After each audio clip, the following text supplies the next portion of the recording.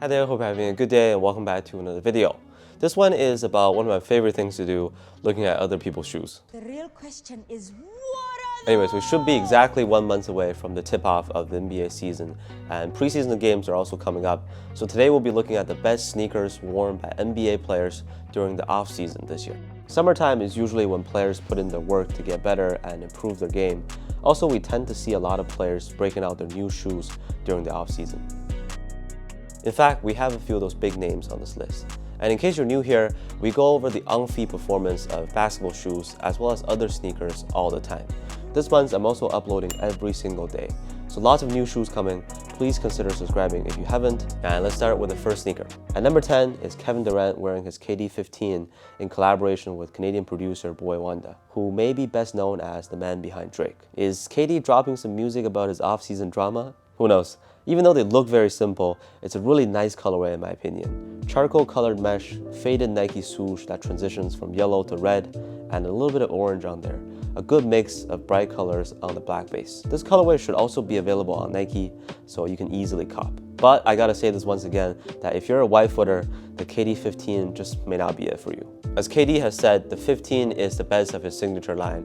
Well, yeah, like probably the best KD shoe for KD himself, given how narrow and snug they are. Next one up is Marcus Smart wearing the Puma TRC Blaze Court in this very clean pink and blue colorway. A little bit of Miami vibes, or like a cotton candy colorway, however you like to think of it. If you're in the US, I believe this colorway is available on Puma, even better. The TRC Blaze Court has great performance on the court, a rare lightweight Puma hoop shoe that has a nice bounce. For that reason, I gotta have it at number 9 on this list. Moving on to number 8 is Klay Thompson in the Anta KT 8. I believe the KT 8 has already released in China now. I'm not entirely sure, and a notable feature on the shoe is the variable upper, where you can button it down to make it a low top. But as you can see, when Klay converted to the low version while he was playing, the tongues look huge. But regardless, it's a very interesting design, and I'm curious to try it out. Also, 361 has dropped the AG3, Aaron Gordon's third signature shoe, after signing Spencer Dinwiddie this past season. The AG1 worked really well for me, and I think it's time to get back into these. At number 7 is a shoe that caught my attention immediately when I first saw the pictures. The Converse All-Star BB Prototype CX, worn by Shai Gilgeous-Alexander. SGA debuted this brand new mid-top Converse performance sneaker during a pros run, and this shoe has a thick and very elevated midsole with that CX foam. It's got a 4-foot zoom unit too, and aesthetically they look very appealing to me. Another one that I personally will get for sure.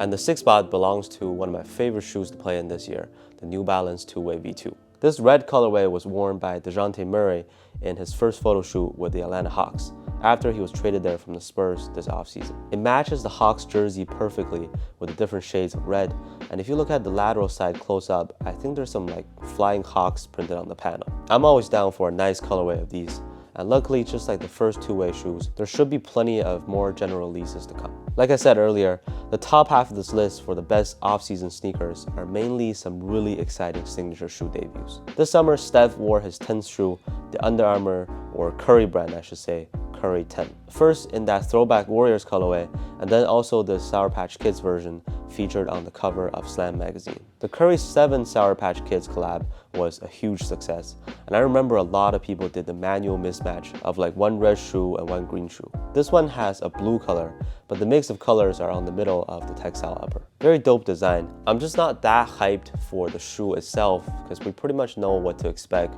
with the core feel and cushioning given the flow also, but still a big release. At number 4 is James Harden rocking his Harden Volume 7 during the Rico Hines Open runs. Surprisingly, Harden was one of the hardest working players this offseason.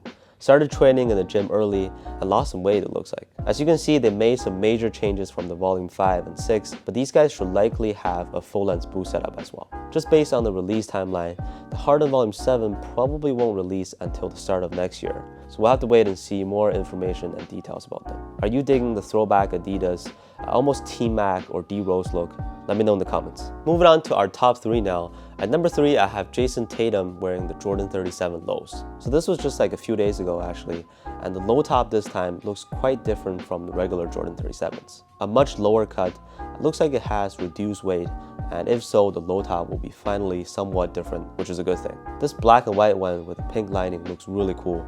Tatum is also getting a signature shoe with Jordan brand, so lots to look forward to. Coming in at second place is the Kyrie 9 or Kyrie 8 now that they're saying it, or let's just call it the new Kyrie shoe. This one, we've also talked about them previously, and I do like what I see here. I hope they improve the fit on them for a better and wider toe box, but aesthetically this shoe has definitely started to grow on me. This could also possibly be the last Nike Kyrie shoe. To keep things short, I'll leave a link to my video on what to expect with these on the top right corner.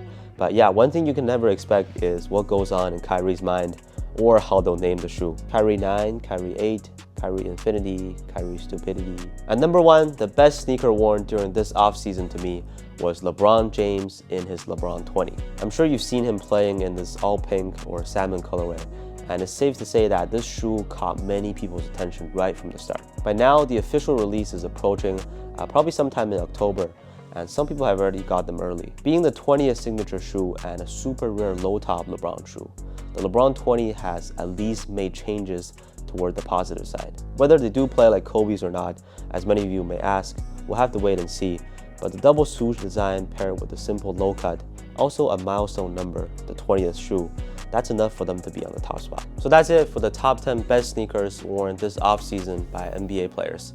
From these shoes, you can see that we do have quite a few exciting upcoming releases in the months or days ahead. Let me know which one is your favorite. Thank you so much for watching, and I'll see you on the next one.